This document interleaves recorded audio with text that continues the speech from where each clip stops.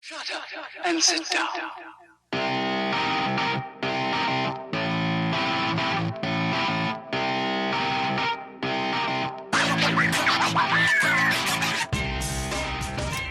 Hi, welcome back to Not a Writing Vlog. I'm Gabrielle Prendergast.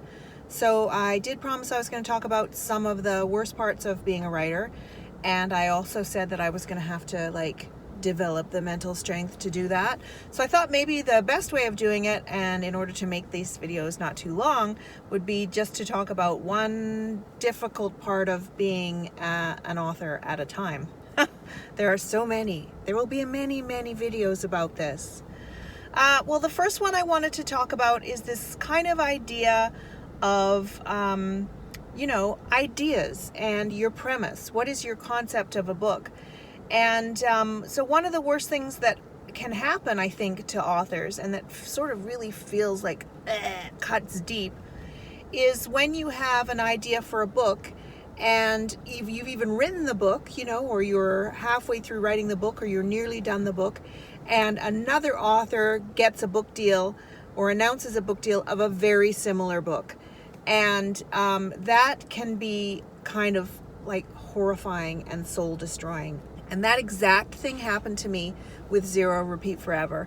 I wrote the first draft of Zero Repeat Forever in 2012, and I think in 2013 or 2014, I have to check the date, but before I even had a chance to pitch it and to send it out to agents, Rick Yancey's The Fifth Wave was announced.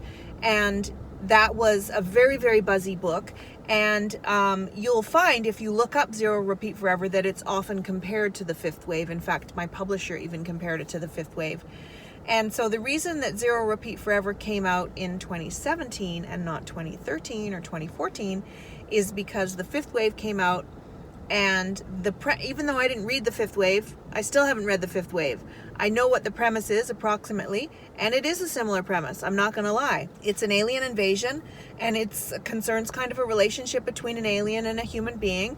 And, there's some other aspects of it that are similar.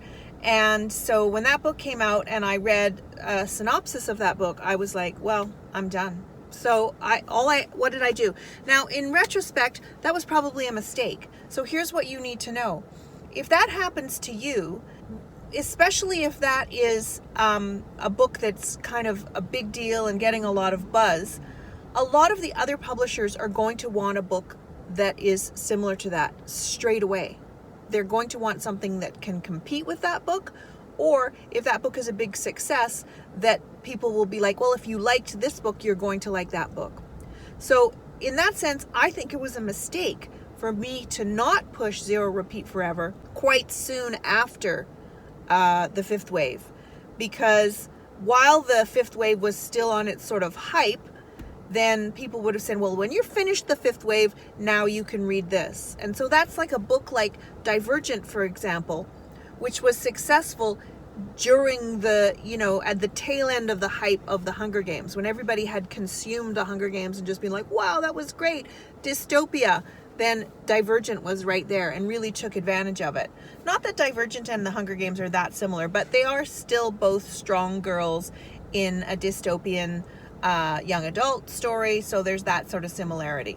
So that can be both a bad thing and a good thing. So you will definitely perceive it as a bad thing when it happens to you. That's the thing. It's a rough thing to happen, especially for something that you've worked on a long time. But just remember that there is more than one publishing company in the world, and there's more than one agency in the world, and that, for example, look at The Hate U Give.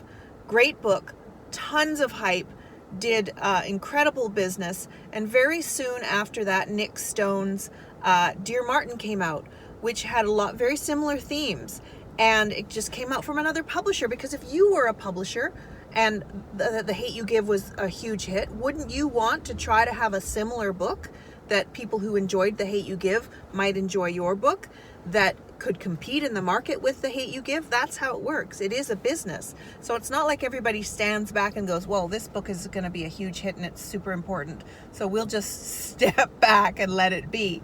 That's not how it works, as idealistic as that might be. You might have noticed also that with movies, Sometimes there's two movies. Like I remember there were two movies about, Wyatt Earp at the same time, and there might be two movies that are similar about, Robin Hood, or like some story that's, a well-known story, and there'll be two movies out at the same time. And studios do that on purpose. They're just messing with each other. They're literally just trying to take away each other's business. So don't forget that publishing is a business, and that if you have a premise that is similar to another premise, or if you've been working on something for a long time and something comes out that sounds really similar, don't panic. Don't panic. Try to suss out how popular that's going to be. Try to suss out how much buzz that's going to be. Try to kind of manipulate your premise to be similar, but not, as close as it might be. I mean, it could be really similar. Sometimes ideas are just very similar. So that's my advice. That is a bad thing that can happen in publishing. And sometimes, unfortunately, it does result in books being bottom-drawered. But the good news is, 5 years later, whatever that initial thing was has probably been forgotten about. So unless it is the Hunger Games or Harry Potter, but even in those cases, you can have a book now. There were countless books about kids going to magical schools that came out after Harry Potter. There are tons of books about kids fighting battles in dystopian futures that came out after the Hunger Games. So a lot of it is a matter of timing. And certainly things that are based on true stories, if it's a story that anybody has access to, because if it's a story that's someone's private story, you need to kind of have permission to write that story. But if it's a true historical story, or it's a true story that is public domain, or something that happened a long time ago, and you find out that somebody else is writing that story, maybe there won't be a market specifically for something that similar at that time. Just wait a year, wait 2 years. But maybe there will be. That's the thing. How many Cinderella retellings are there? How many Sleeping Beauty retellings are there? There's half a dozen, every 5-year period. So don't worry about that, because there's going to be another publisher that's going to be looking for a competitive title, and sometimes that can actually work in your favor. I wish I had known that when The Fifth Wave came out and I was writing Zero Repeat Forever. I didn't know that. I didn't realize that. And I waited 5 years. It ended up working in my favor anyway, because the movie of The Fifth Wave was about to come out just when I was shopping Zero Repeat Forever.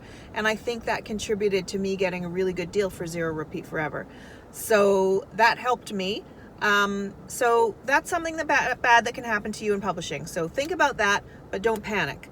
Just remember there's always options. I hope that's been helpful, and don't forget to leave a comment, don't forget to subscribe, and I will see you next time. Bye!